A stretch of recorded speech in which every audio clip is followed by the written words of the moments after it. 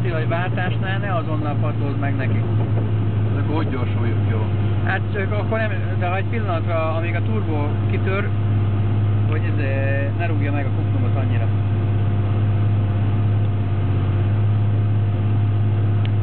Így jó? Na nem kell többet megnyomni, ugye? Mehetünk.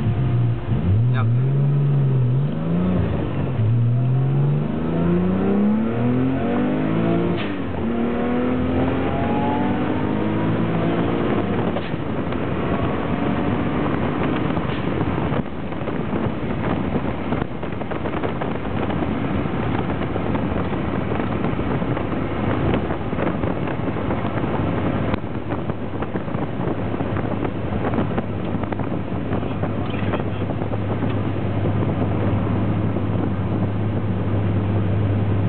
Egész jó viselkedett minden.